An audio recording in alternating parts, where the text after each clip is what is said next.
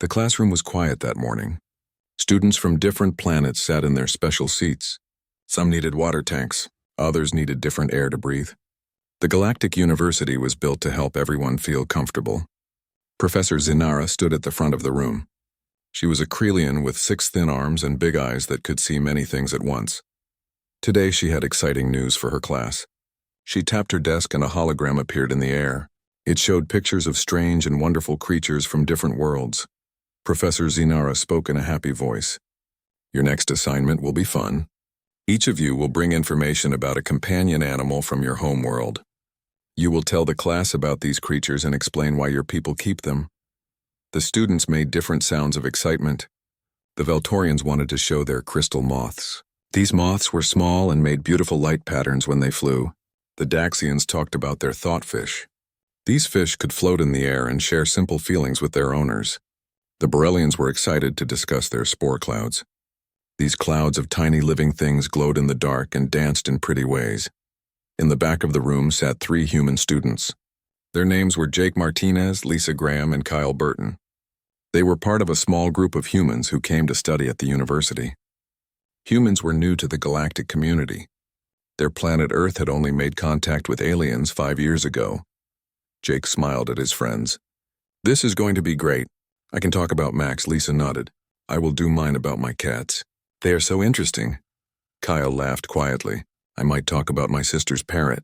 That bird is incredibly smart. The humans did not notice that some of their classmates were listening. They did not see the worried looks on alien faces. They did not know that their simple conversation would soon cause big problems. After class ended, the students went to the cafeteria. This was a huge room with many different sections. Each section had the right environment for different species. Some areas had thick air, others had thin air. Some were hot and some were cold. The human section was in the middle where the temperature felt just right for them. Jake sat down with his food tray. He pulled out his communication device and showed his friends a picture. Look at this. This is Max from last month. He caught a rabbit in our backyard. The hologram showed a large dog with thick fur and pointed ears. The dog's mouth was open and showed sharp white teeth. In the dog's mouth was a small dead animal. To Jake, this was just normal dog behavior. To the humans, it was not scary at all. But 3 Veltorian students sat at the next table. They saw the picture and their bodies turned pale blue. This was the color Veltorians became when they felt great fear. One of them made a high sound like a whistle. Her name was Pixith. Lisa heard the sound and turned around. Are you okay? Pixithic's voice came through her translation device. It sounded shaky. That creature in your picture. You keep that in your home? You live with it. Jake looked confused. You mean Max? Sure, how's my dog? Heb's been with my family since he was a puppy. Heb's the best. Another Veltorian named Kresh spoke up. But it has fangs. Big fangs. And it killed that small creature. It is a predator. Well, yes, Kyle said slowly. Dogs are predators. They come from wolves. But they have lived with humans for thousands of years. They are safe. They are friendly. The Veltorians looked at each other. Their faces showed they did not understand. On their world, there were no big predators. The most dangerous animal on their planet was the size of a mouse. A dog would be like a monster to them. Pixith asked another question. Her voice was very quiet. You allow this creature near your children? Lisa smiled, of course. Dogs love kids. They protect them. My neighbor has a dog who watches over their baby. The dog would never hurt the child. This answer made the Veltorians even more afraid. They could not understand how anyone would let a predator near their young ones. It seemed crazy to them. Then a Krelian student walked over to their table. Her name was Zix, and she was studying about animals from different worlds. She had heard about Earth and its creatures. She was both scared and curious. Excuse me, Zix said. I have a question. Is it true that humans also keep felines as companions? I read that these animals are obligate carnivores with retractable claws. Lisa nodded with excitement. Yes. Cats. I have 3 of them at home. They are wonderful. They catch mice and sometimes bring them to our door as presents. Jixon's antenna moved in a way that showed surprise. They hunt while living in your home? They bring you dead animals? Sometimes, Lisa said. It can be gross, but it is how they show love. They think they are helping us. By now, other students were listening to the conversation. The cafeteria became quieter as more aliens paid attention to what the humans were saying. Many of them looked worried. Some looked scared. Kyle did not notice the growing tension. He pulled up a picture of a large bird on his device. And this is my sister's parrot. His name is Rio. He can talk and solve puzzles. He is really smart. The picture showed a beautiful blue and gold bird with a large curved beak. The beak looked very strong and sharp. A Daxian student named Vex made a sound of shock. That beak could break through metal. And you say this creature is intelligent? Kyle smiled with pride. Very intelligent. Some parrots are as smart as a 5-year-old human child. They can use tools and plan for the future.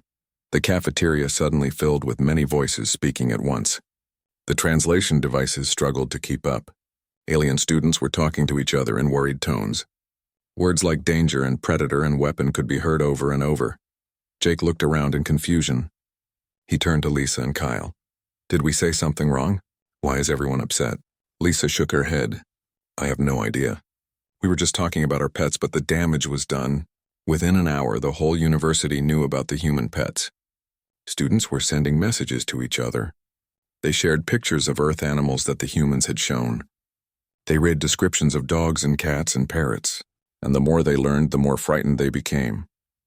That evening, Professor Zinara received many messages in her office. Students were complaining. They said they felt unsafe.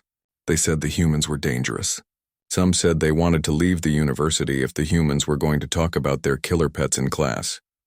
Professor Zinara looked at the messages with concern. She had not expected this reaction. She thought the assignment would help students learn about each other. Instead, it was creating fear and division. She knew she had to do something quickly before the situation got worse. She called her teaching assistant Gormath. He was a Borrelian who existed as a cloud of gas held together by a special field. His color changed to show his emotions. We have a problem, Zinara said. The human students have upset their classmates by talking about their companion animals. Gormather's cloud turned a deep red color. This showed he was worried. I have heard the reports. The other students are saying that humans keep predators as pets. They say this is proof that humans are dangerous. Zinara sighed. I need to research Earth animals tonight. I need to understand what we are dealing with. Tomorrow I will speak with the Chancellor. This situation requires careful handling. As night fell on the campus, the human students went to sleep not knowing the trouble they had caused. They dreamed of their pets back home. They thought about happy memories of playing with dogs and cuddling with cats. They did not know that across the university, alien students were having nightmares about Earth's killer creatures. The simple class assignment had become something much bigger, and things were about to get a lot more complicated. The next morning, Professor Zinara sat in her office surrounded by holographic screens. All night she had been reading about Earth and its animals. What she learned made her both amazed and frightened. Earth was classified as a Class 12 death world. This was one of the most dangerous ratings a planet could have. Her assistant Gormath floated beside her desk. His gas cloud was swirling in patterns that showed he was confused and worried.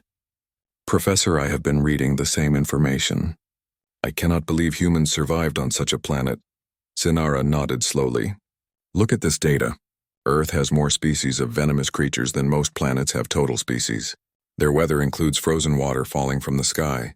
They have storms with lightning that can kill instantly. They have spinning wind columns that destroy everything in their path. She pulled up an image of a domestic cat. The hologram showed the cat in different positions: sitting, walking, hunting. The computer highlighted the cat's physical features in red to show dangerous parts. This is a common Earth pet, Zinara said. Look at the analysis. It has retractable claws that are sharp enough to cut through flesh. Its teeth can pierce bone. Its jaw muscles can crush the spine of prey animals. It can jump 5 times its own height. It can see in almost complete darkness. Gormath turned a darker shade of red. And humans let these creatures sleep in their beds? According to my research, yes. Not only that, but humans often have multiple cats in one home. And sometimes they have cats and dogs living together. She changed the image to show a German Shepherd dog. This was the breed that Jake had shown in his picture. The analysis was even more alarming. Gormath made a sound like wind rushing through a tunnel. That creature is massive. Look at the bite force rating. It could crush a Veltorian with one bite. Zinara read the data out loud. Adult male German Shepherd, weight up to 40 kilograms. Bite force over 1,000 newtons.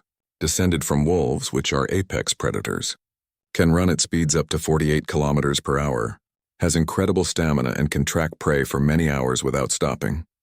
She looked at her assistant. And humans breed these animals to be even larger. Some dogs weigh over 70 kilograms. They train them to guard property and attack intruders on command, but they also train them to be gentle with children. Gormith said slowly. I saw videos last night. There were large dogs playing carefully with human babies. The dogs were so gentle. How is this possible? That is what I find most interesting. Zinara said, humans have taken these predators and through many generations of selective breeding, they have created animals that are loyal and loving. They have weaponized friendship, as someone said yesterday. A message appeared on one of the screens. It was from Chancellor Velcor. He wanted to see Professor Zinara immediately. She knew what this was about. When she arrived at the Chancellor's office, she found a room full of worried faculty members. Representatives from several student groups were also there. Everyone was talking at once. Chancellor Velcor raised one of his many branch-like arms for silence. His Threxian body looked like a living tree made of crystal. His voice was calm but firm. We have a serious situation. Many students are frightened. Some parents are calling to demand their children be removed from classes with human students. We need to decide what to do. A Veltorian representative spoke first. Her name was Speaker Nix. We must cancel this assignment. The very idea of presenting these creatures to students is causing trauma. 3 of our students have already requested transfers to other universities. A Daxian professor agreed. I have reviewed Earth fauna databases. These companion animals are more dangerous than wild animals on most civilized worlds. We cannot expose our students to this. Professor Zinara asked for permission to speak. Chancellor, if I may, I believe we are missing an important point. Yes, these animals are dangerous by our standards, but to humans they are family members. They have lived together for thousands of years with very few problems. Speaker Nix made a sharp sound. That only proves that humans have poor judgment. What sane species would choose to live with predators? A species that evolved on a world where everything was dangerous. Zinara replied. Humans are survivors.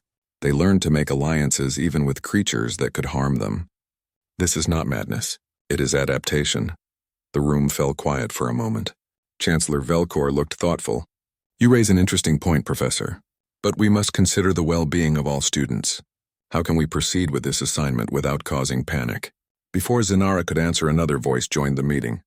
It came through a communication channel from far away. The speaker was Ambassador Trellis from the Zelon Collective. The Zelons were one of the oldest and wisest species in the galaxy. When they spoke, everyone listened. I have been monitoring this situation with interest, Ambassador Trellis said. The Zelon Collective believes this is an important learning opportunity. Fear of the different is natural, but education can overcome fear. We support allowing the presentations to continue with proper precautions, Speaker Nix protested. But Ambassador, the psychological harm to our students will be less than the harm of teaching them to fear and reject what they do not understand. Trellis replied gently. The galactic community is built on diversity and acceptance. If we cannot accept that humans have different relationships with animals, then what does that say about our values?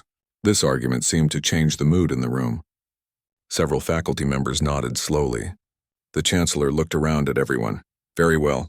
The assignment will continue. However, we will implement safety measures. All students will be warned in advance about the content of the presentations. Those who feel too uncomfortable may watch remotely or be excused. And Professor Zinara, you will give a lecture first explaining Earth's environment and why humans develop these relationships. Zinara agreed. I will also speak with the human students. They need to understand how their classmates see these animals. They need to present the information sensitively. That afternoon, Professor Zinara called Jake, Lisa, and Kyle to her office. The 3 humans walked in looking nervous. They had heard rumors about the controversy, but did not fully understand what was happening. Please sit down, Zinara said kindly. I need to explain something to you. Your discussion about your pets has caused quite a reaction among your classmates. Jake looked confused. We just talked about our dogs and cats. What is wrong with that? Nothing is wrong from your perspective, but you must understand that most species in the galaxy do not keep predators as pets. Your companions are terrifying to them. She showed them images of typical galactic companion animals, small, gentle creatures, herbivores that ate plants, creatures with no teeth or claws, animals that made pleasant sounds and pretty lights. Lisa began to understand. So when we showed them pictures of Max catching a rabbit, they saw a monster hunting prey. Exactly. To a Veltorian, your dog is the equivalent of their worst nightmare. Imagine if someone told you they kept a creature in their home that could easily kill them. A creature with fangs and claws and incredible hunting skills. How would you feel? Kyle spoke slowly. We would think they were crazy. We would worry for their safety. Now you understand, Zanara said. But here is what you must also know. Earth is classified as a Class 12 death world. You evolved in an environment that would kill most species in hours. Everything on your planet is dangerous compared to other worlds. Your weather, your plants, your animals. Even your air is harsh. The three humans looked at each other in surprise. They had never thought of Earth as particularly dangerous. It was just home, so what do we do? Jake asked. Should we not do the presentations? No, you should do them. But you need to help your classmates understand. Show them not just what these animals can do, but why you love them. Show them the bond between humans and their pets.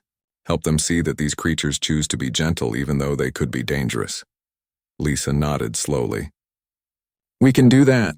I have lots of videos of my cats being sweet and funny. I can show how they purr and cuddle, Jake added. And I have pictures of Max playing with my little sister. He is so gentle with her even though he is much bigger and stronger. Perfect, Zanara said. Show them the love. Show them the trust. Help them understand that what you have with these animals is special. It is a bridge between predator and friend. And that bridge is what makes humanity remarkable. The students left her office with a new understanding. They spent the next few weeks preparing their presentations carefully. They chose every picture and video with care. They wrote scripts that explained not just facts about the animals, but feelings about them. They wanted to share the joy and love they felt for their pets. Meanwhile, word of the controversy spread beyond the university. News services across the galaxy picked up the story.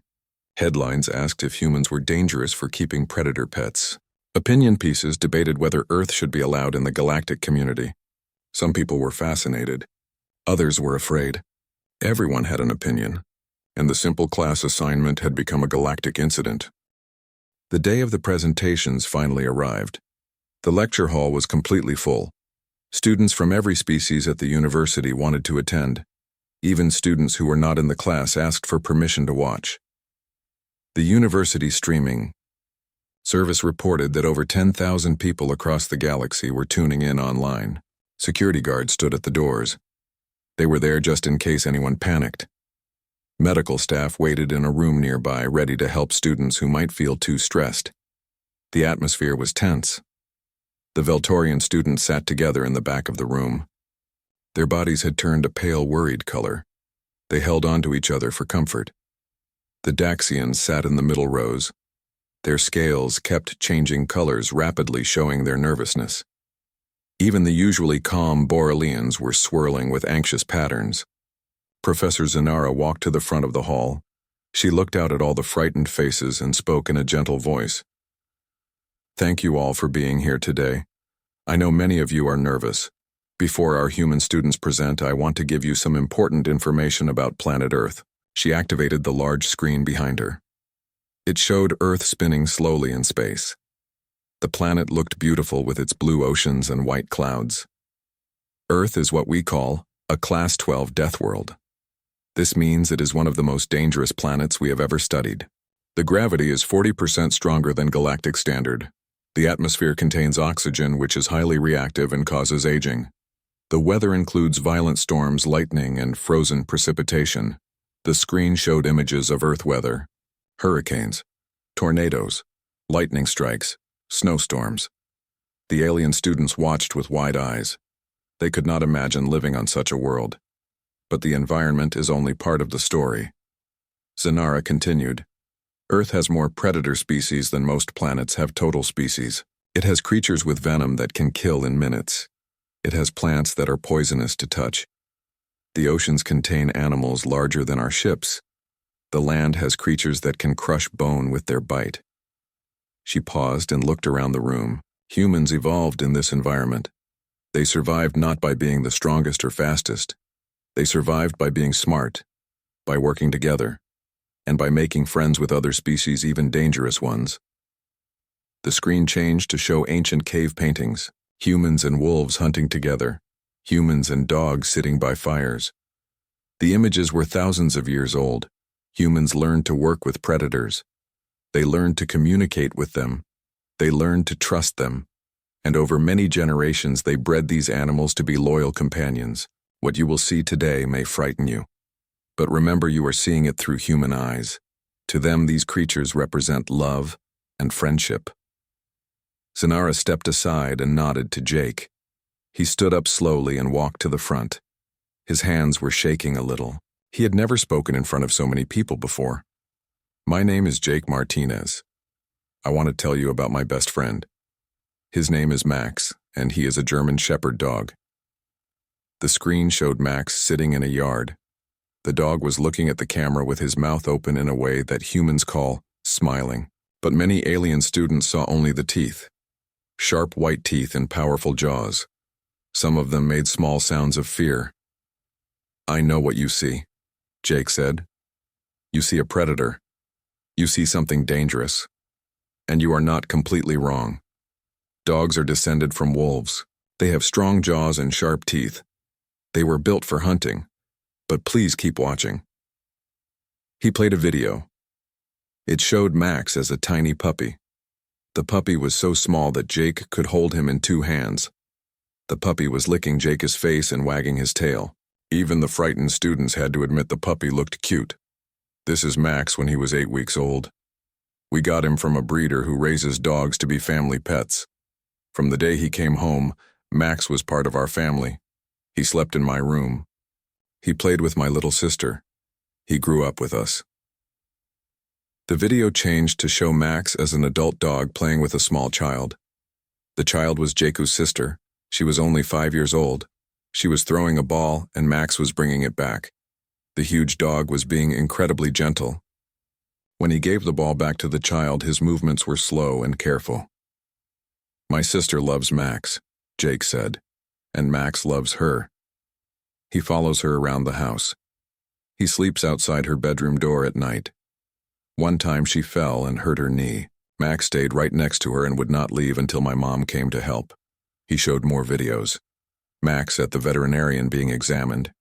Max at a park playing with other dogs. Max sleeping on the couch with his head in Jacob's lap. Dogs have lived with humans for at least 15,000 years. We bred them for different jobs. Some dogs herd sheep. Some dogs help blind people walk safely. Some dogs find people who are lost or trapped. And some dogs like Max are just companions. They are family. Jake paused and looked at his classmates. I understand your fear, I do. But Max is not dangerous because he chooses not to be. He has been trained since he was a puppy to be gentle. He understands boundaries. He knows the difference between playing and fighting. He would never hurt my family. A Veltorian student named Pixith raised a shaky hand. But what if he forgets his training? What if his instincts take over? That is a good question, Jake said. Dogs do have instincts, but they also have loyalty and love. These are not just training. These are real emotions. Max loves us. That love is stronger than any hunting instinct. He sees us as his pack, and dogs protect their pack. He showed one final video. It was taken by a security camera outside Jacob's house. A stranger was approaching the front door. Max was in the yard. The dog positioned himself between the stranger and the door. He barked loudly, but he did not attack. He just stood guard until Jacob's father came outside. Then Max relaxed and wagged his tail. Max protects us, but he only uses the force necessary. He warned that person away. He did not attack. He is trained to alert us to danger, not to harm people. This is what I want you to understand. Dogs have power, but they have control. They have instincts, but they have choice, and they choose to love us. Jake finished his presentation and sat down. The hall was quiet. Then slowly a few students made sounds of acknowledgement. It was not enthusiastic applause, but it was something. Some of them were beginning to understand. Next it was Lisaia's turn. She walked to the front with confidence. She had 3 cats at home and she loved them deeply. She wanted her classmates to see what she saw in them. My name is Lisa Graham. I'm going to be very honest with you. Cats are hunters. They are skilled, efficient predators. I will not pretend otherwise. This direct approach surprised many students. They had expected her to downplay the danger like Jake had done. Instead, she was admitting it up front. The screen showed a cat hunting. The cat was crouched low, watching a toy mouse. Then it pounced with incredible speed. Its claws extended and caught the toy. The movement was fast and precise. Cats have reflexes faster than almost any other animal on Earth. They have retractable claws that are razor sharp. They have teeth designed for killing. They can jump amazing distances. In the wild, cats are apex predators in their environments. The alien students looked more frightened than ever. Why was she telling them this? But here is what else cats are. Lisa continued. She changed the video to show a different scene. One of her cats was curled up sleeping in a sunny window. The cat looked peaceful and content. Cats are independent. They do not rely on us the way dogs do. They choose to spend time with us. When my cat Orange comes and sits on my lap, he is there because he wants to be. Not because I forced him, not because he needs something, but because he likes being with me. She showed more videos. Her black cat Shadow sleeping next to her while she studied. Her gray cat Whiskers rubbing his head against her hand asking for pets. The cats purring loudly when she touched them. Cats purr when they are happy. That sound is one of the best sounds in the world. It means they feel safe and content. They trust you enough to be vulnerable around you. These predators with all their weapons choose to be gentle with us. A Krelian student named Zik spoke up. But you said they hunt. Do they not bring death into your home? Sometimes yes, Lisa admitted. Cats have hunting instincts, but most house cats hunt very little. We keep them inside for their safety and for the safety of wildlife. When they do catch something like a mouse or a bug, they often bring it to us. It is their way of contributing to the family. In their minds, they are helping us. She showed a final montage of cat videos. Cats playing with feather toys. Cats grooming themselves. Cats sleeping in funny positions. Cats being silly and playful. Slowly, some of the alien students began to relax. These creatures still looked dangerous, but they also looked almost peaceful. I cannot make you stop seeing cats as predators, Lisa said. But I hope you can also see them as I do. They are beautiful, graceful creatures who choose to share their lives with us. That choice makes the bond special. These are not servants or prisoners. They are friends who could leave any time but stay because they want to. The presentations continued with Kyle talking about parrots and their intelligence. By the end of the day, something had changed in the lecture hall. The fear had not disappeared completely, but there was also curiosity now. Students were asking questions instead of just sitting in silent terror. They wanted to understand these strange bonds between humans and their companion animals. The first step toward acceptance had been taken. The presentations were over, but the controversy was just beginning. Within hours, videos of the human students talking about their pets had spread across the entire galactic network. Billions of beings watched and had strong opinions. Some thought the humans were brave for forming bonds with predators. Others thought the humans were insane and dangerous. News services created special programs about the topic. Talk shows debated whether Earth should remain part of the galactic community. Scientists analyzed the relationship between humans and their pets. Everyone had something to say. 3 days after the presentations, Chancellor Velcor received an urgent message. The Galactic Council wanted to hold an emergency meeting. The topic was human membership in the galactic community. Representatives from over 50 species would attend. This was serious. Chancellor Velcor called Professor Zinara to his office. She arrived quickly, knowing this was important. When she entered, she saw that he looked worried. His crystal-like body was dim, which showed his concern. The council is convening tomorrow, Velcor said. They are questioning whether humans should be allowed to remain in the galactic community. Some representatives are calling for restrictions on human travel. Others want Earth expelled completely. Zinara felt her heart sink. She had multiple hearts as many Krelians did. All of this because of a class assignment about pets? It goes deeper than that. The pets are just a symbol. What really frightens them is what the pets represent. Humans can form bonds with dangerous creatures. They can tame predators. Some species see this as proof that humans themselves are dangerous. If they can control killers, what might they do to other species? But that makes no sense.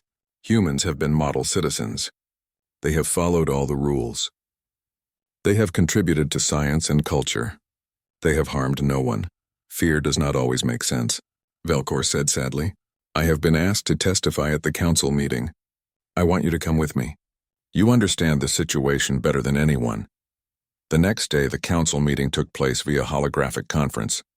Representatives from dozens of worlds appeared as glowing images in a huge circular chamber. Chancellor Velcor and Professor Zanara sat in designated spots waiting to be called. Council Chair Vexus opened the meeting. He was an ancient Threxian who had served on the council for 300 years. His voice was deep and carried authority.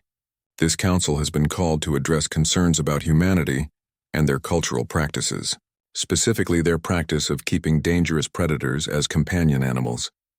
Speaker Nyx from Veltoria Prime was the first to speak. She stood in her holographic form looking agitated. Honored council members, what we have learned about human society is deeply disturbing. They live with creatures that would be classified as weapons on most civilized worlds. This shows reckless judgment at best and malicious intent at worst.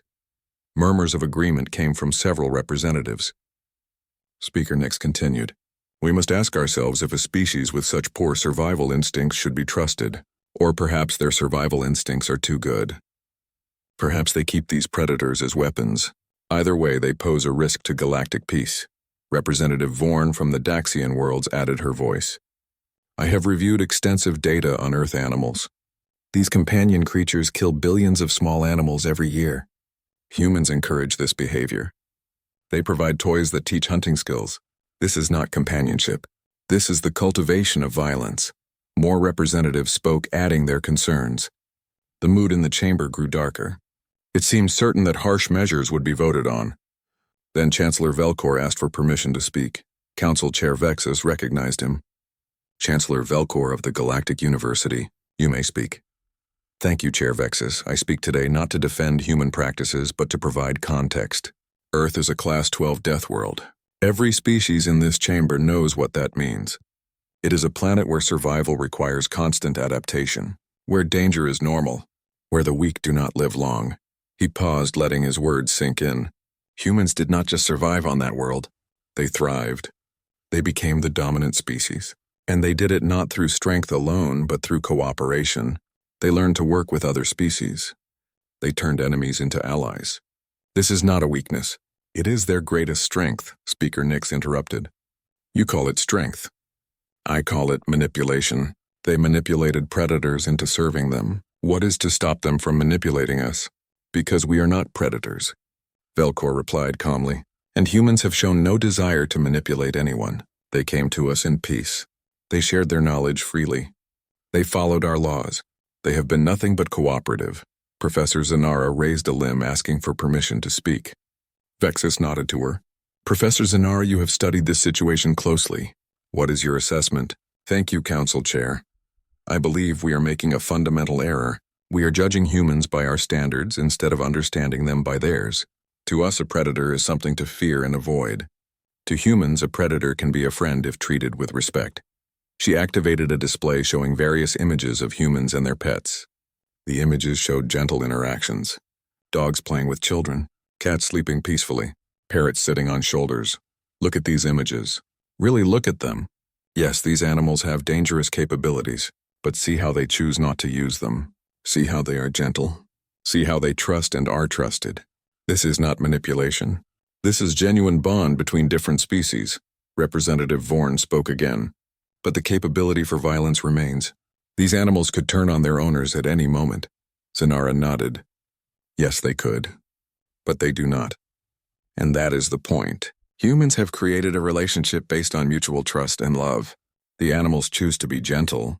Humans choose to be caring. Both sides have power, and both sides choose not to abuse it. Before anyone could respond, a new voice joined the conversation. It was Ambassador Trellis from the Xelon Collective. The ancient diplomat's hologram appeared larger than the others, showing his importance. I have listened to this debate with great interest. The Xelon Collective has been observing humanity since they joined our community. We have studied them carefully, and we have concluded that they represent something valuable. The chamber fell silent. When Ambassador Trellis spoke, everyone paid attention. The Xelons were known for their wisdom and neutrality. We fear humans because they are different, because they come from a harsh world and survived by methods we find strange. But consider what they have achieved. They took apex predators and made them friends. They bridged the gap between species that should have been mortal enemies. They proved that understanding and patience can overcome instinct and fear. He paused for effect. Is that not exactly what the galactic community claims to stand for? Do we not pride ourselves on bringing together different species, on overcoming our differences? Humans have been doing this for thousands of years. They are not a threat to our values. They are an example of our values taken to their highest form, Speaker Nix tried to argue. But Ambassador, the risks are minimal, Trellis said firmly. Humans have lived in our community for 5 years. In that time, how many incidents have there been? How many humans have attacked other species? How many have broken our laws? The answer is 0. They have been peaceful, productive members of our society. He looked around the chamber, making eye contact with each representative. We are judging them not on their actions, but on our fears. That is prejudice. And prejudice has no place in the galactic community. The ambassador's words had a powerful effect.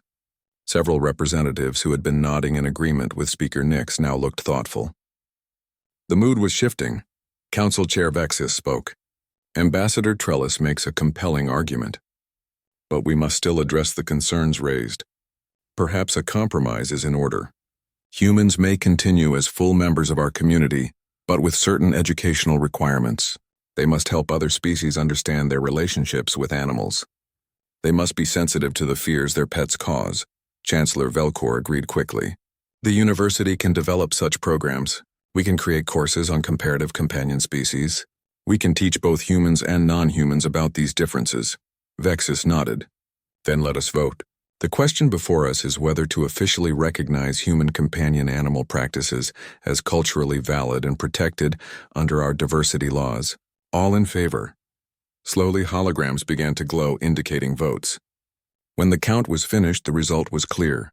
62% in favor, 38% opposed. It was closer than anyone wanted, but it was enough. The motion passes, Vexus announced. Human companion animal practices are recognized as culturally valid. Humans will remain full members of the galactic community, with the understanding that they will participate in educational programs to help others understand their customs. Back at the university, Jake, Lisa, and Kyle waited anxiously for news. They had spent the whole day wondering what would happen. When Chancellor Velcor returned, he called them to his office. The 3 students sat nervously. Chancellor Velcor looked tired, but he was smiling. You are not in trouble. In fact, you may have done something important. The council has voted to recognize your right to keep companion animals. But you now have a new responsibility. You must help others understand. Lisa spoke first. The weeks after the council vote brought big changes to the Galactic University. The campus atmosphere slowly shifted from fear to curiosity. Students who had been terrified of human pets began asking questions. They wanted to understand these strange relationships. Jake, Lisa, and Kyle found themselves becoming minor celebrities. Other students stopped them in hallways to talk. They asked about dog training methods. They wanted to know why cats purred. They were fascinated by how parrots could talk. The humans answered every question patiently. One afternoon, Pixith, the Veltorian student who had been most frightened, approached Jake in the library. She moved slowly, showing she was nervous. Her body was still pale blue, but not as much as before. Excuse me, Jake, may I ask you something? Jake looked up from his studies and smiled. Of course, Pixith. What would you like to know? I have been watching videos of dogs and their humans. There is one video that shows a dog waiting by a door every day. The dog waits for its human to come home from work. When the human arrives, the dog is very happy. Is this behavior real or is it staged for the video? Jake laughed gently. It is real. Dogs do that all the time. Max waits for me by the window when I am away at school. My mom sends me pictures. He gets excited when he sees my car coming. Dogs miss their people when we are gone. Pixith's body shifted to a slightly warmer color. This showed she was thinking deeply. That is remarkable. I still find their appearance frightening. But I think I am beginning to understand why you love them. They are loyal. They care about you exactly, Jake said with enthusiasm. That loyalty is real. It is not training or conditioning. Dogs genuinely love their families. That is why the bond is so special. Similar conversations were happening all over campus. Lisa started a blog about living with cats. She posted daily updates showing what her cats were doing. She explained their body language and behaviors. To her surprise, the blog became very popular. Thousands of alien students followed it. She wrote about how cats showed affection by slowly blinking their eyes. She explained why they kneaded with their paws. She shared funny stories about her cats getting into mischief. The alien readers found it all fascinating. Many commented that they were starting to see cats differently. Kyle focused on the intelligence of parrots. He worked with xenopsychology professors to compare parrot cognition with alien intelligence. His research showed that parrots and some alien species solved problems in similar ways. This helped aliens see parrots as thinking beings rather than just dangerous beasts. Professor Zanara announced a new course for the next semester. It would be called Comparative Companion Species Studies. The course would look at how different cultures across the galaxy approached relationships with animals. Earth would be a primary case study. The course filled up within hours of registration opening. Chancellor Velcor was pleased with how things were developing. He called another meeting with the human students. This time the mood was much happier than before. "You three have done excellent work," he told them. "The fear is not gone completely, but it is fading. Students are learning. More importantly, they are wanting to learn. That is a big step forward." Lisa asked a question that had been bothering her. "Chancellor, do you think other species will ever keep pets like we do? Will they want to have relationships with predators?" Velcor thought for a moment. "Probably not. Most species do not have the evolutionary background for it. They did not grow up on Deathworlds where forming alliances was necessary for survival. But that is okay. The important thing is that they understand and accept your practices. Diversity means accepting differences, not copying them. But something unexpected was happening across the galaxy. Some brave individuals from other species were starting to become interested in Earth animals, not in keeping them as pets, but in studying them. Research stations requested permission to bring Earth animals to their worlds for observation. Zoos wanted to create Earth animal exhibits. The first such exhibit opened on Veltoria Prime 6 months after the presentations. It featured videos and holograms of Earth animals. No actual animals were present, as that would have been too frightening, but Veltorians could come and learn about these creatures in a safe environment. The exhibit included information about domestication. It explained how humans had gradually bred animals over thousands of years. It showed how trust was built between species.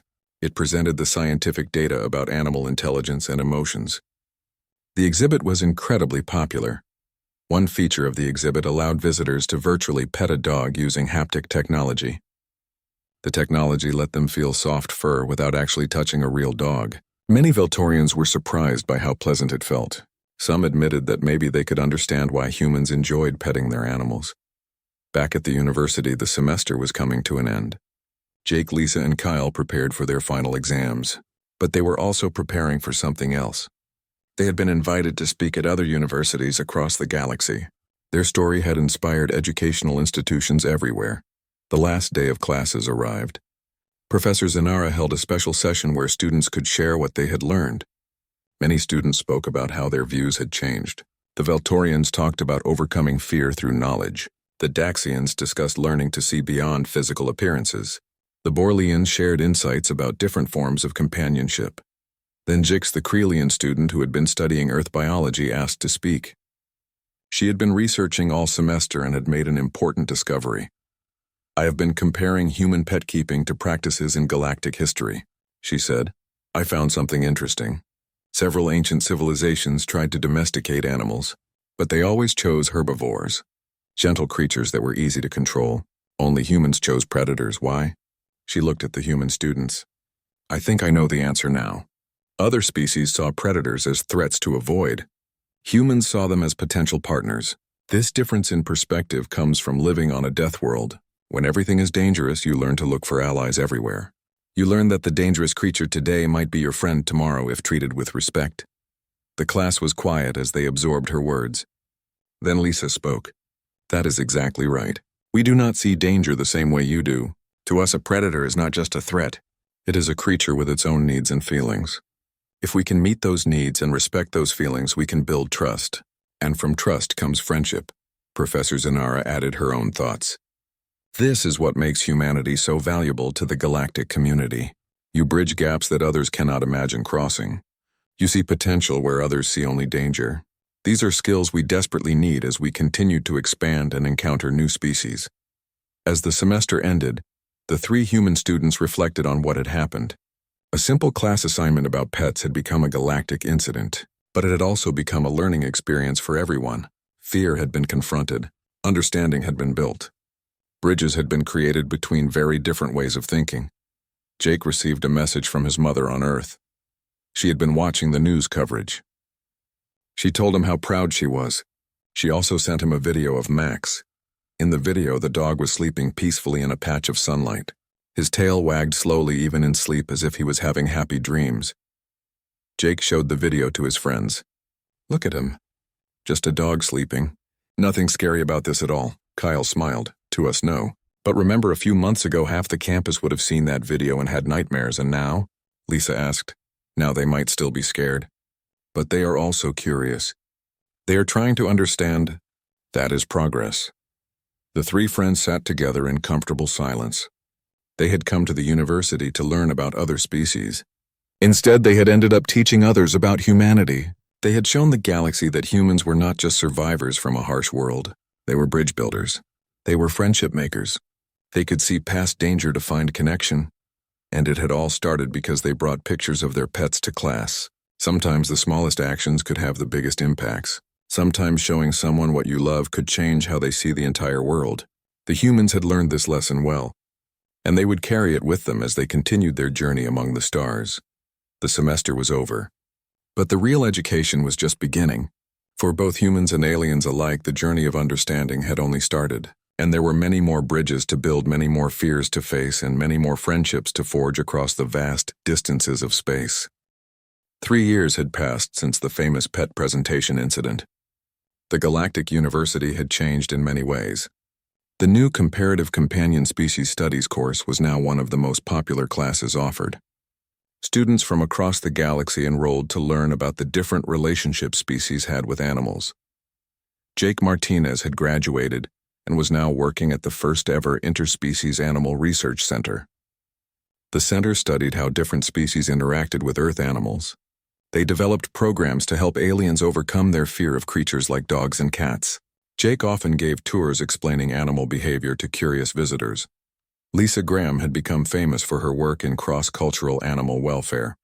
She traveled to different worlds teaching about the ethical treatment of animals. She helped establish guidelines for how Earth animals should be cared for when living in alien environments. Her blog about her cats now had millions of followers from hundreds of species. Kyle Burton worked with the Galactic Council developing protocols for introducing Earth species to other planets. His research on animal intelligence had helped change how the galaxy viewed creatures with advanced cognitive abilities. He often collaborated with xenopsychologists studying the minds of different beings. The 3 friends still kept in touch. They messaged each other regularly, sharing stories about their work. Today, they were all returning to the university for a special event. Chancellor Velcor had invited them to speak at a ceremony marking the 3rd anniversary of what was now called the Pet Incident. As Jake walked through the campus, he noticed how much had changed. There were information displays about Earth animals in several buildings. The library had an entire section dedicated to human-animal relationships. Most surprising of all was a small park area that featured holographic projections of Earth animals. Students could watch virtual dogs playing and cats napping. He met Lisa and Kyle at the main auditorium. They hugged each other, happy to be reunited. Lisa looked around at all the students entering the building. She recognized some faces, but there were many new ones. "Can you believe it has been 3 years?" she asked. "It feels like yesterday that we were sitting in Professor Zinarar's class talking about our pets." Kyle shook his head in amazement. "And we had no idea what we were starting. We just wanted to share something we loved. Instead, we caused an interstellar controversy. But a good controversy," Jake said with a smile. "One that led to understanding and change." The auditorium filled quickly. It was packed even more than it had been for the original presentations. Chancellor Velcor took the stage. His crystalline body glowed with warm colors showing his happiness.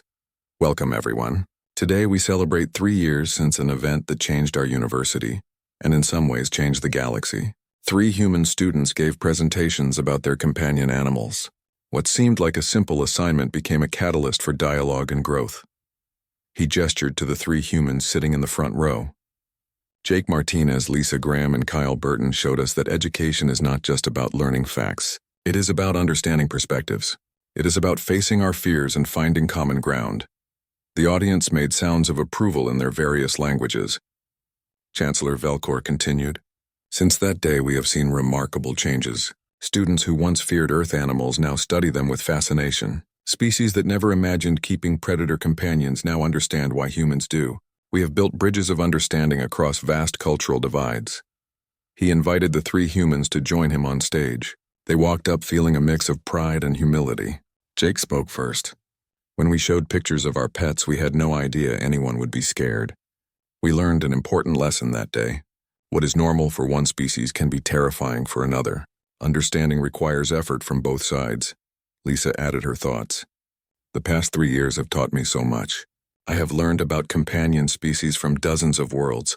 I have seen how different cultures approach relationships with animals. Every approach is valid.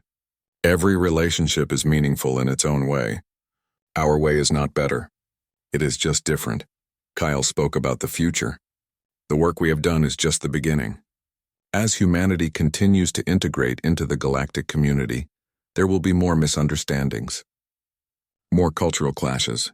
But if we approach each one with patience and willingness to learn, we can turn every clash into an opportunity for growth." Then something unexpected happened. Pixith, the Veltorian student who had been most frightened 3 years ago, asked to speak. She was no longer a student, but had become a researcher studying cross-species psychology. She walked onto the stage, her body a healthy blue-green color. 3 years ago, I saw a picture of a dog and I thought I was looking at a monster," she said. "My people have no predators on our world. The concept of living with a creature that could harm you was incomprehensible to me. I was terrified. I wanted humans banned from the university." She paused and looked at Jake. "But I forced myself to learn more. I watched videos of dogs. I read about their behavior. I studied how humans trained them. And slowly I began to understand. These creatures are not monsters. They are beings capable of love and loyalty. They choose to be gentle even though they have the power to be dangerous." Pixith pulled out a small device. She activated it and a hologram appeared. It showed her standing next to a virtual dog. The dog was wagging its tail. "I still cannot be near a real dog," she admitted. "The fear is too deep, but I can interact with this virtual one, and I have learned to appreciate what dogs mean to humans. That is progress." The audience responded with various sounds of support and understanding. Her story resonated with many who had gone through similar journeys. Fear could not always be completely eliminated, but it could be understood and managed. Professor Zinara took the stage next. She had retired from teaching, but still served as an advisor to the university. "My original assignment was simply to have students share information about their companion animals. I wanted to promote understanding between species. I got more than I bargained for." She looked at the 3 humans with affection. "But I would not change anything. Yes, there was controversy. Yes, there were difficult moments. But we emerged stronger. We learned that diversity means more than just tolerating differences. It means celebrating them. It means recognizing that each species brings unique gifts to our community. Humanity's gift is their ability to build bridges, to see potential allies where others see only threats, to forge friendships across impossible divides. This is not just about pets. This is about their fundamental approach to the universe. They look for connections. They seek understanding. They refuse to be limited by fear." The ceremony continued with more speakers sharing their perspectives. Researchers presented data showing how attitudes toward Earth animals had changed. Students performed a play dramatizing the original pet presentations. Artists displayed works inspired by human-animal relationships. The event was both celebration and education. As the day drew to a close, the 3 friends stood together looking out at the campus. The sun was setting, casting beautiful colors across the sky. Students from different species walked together talking and laughing. The fear that had once divided the campus was mostly gone, replaced by curiosity and acceptance. "Do you think we made a real difference?" Lisa asked quietly. Jake pointed to a group of Veltorian students watching a holographic display of dogs playing. "Look at that. 3 years ago, those students would have run away from that display. Now they are choosing to watch it. They are learning. Yes, we made a difference." Kyle added his own observation. "But more importantly, we showed that differences do not have to divide us.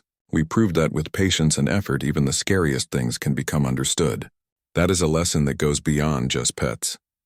Later that evening, Jake received a video call from his family on Earth. His parents and sister crowded around the screen. Max pushed his way between them, his tail wagging as always. The dog barked happily when he saw Jake. "We watched the ceremony online," Jacque's mother said with pride in her voice. "The whole planet is talking about it. You three have become heroes," Jake laughed. "We are not heroes. We just talked about our pets. The real heroes are the people who chose to listen and learn despite their fear." His little sister, who was now 3 years older, spoke up. "Max misses you, we all do. When are you coming home?" "Soon," Jake promised. "But my work here is not done yet. There are still so many species who do not understand. So many bridges left to build." After the call ended, Jake sat thinking about everything that had happened. A simple class assignment had changed his life. It had changed countless lives across the galaxy. All because he had wanted to share what he loved. All because he had shown a picture of his dog. The Deathworlders had brought their pets to class. They had sparked a galactic incident, but they had also sparked something else. They had sparked understanding. They had sparked dialogue. They had sparked change. And in doing so, they had shown the galaxy what it truly meant to be human. Not just survivors from a harsh world. Not just beings who could tame predators, but bridge builders, friend makers, teachers of patience and understanding. People who looked at the vast diversity of the universe and saw not threats but opportunities. Not enemies but potential friends. The stars shone brightly in the night sky.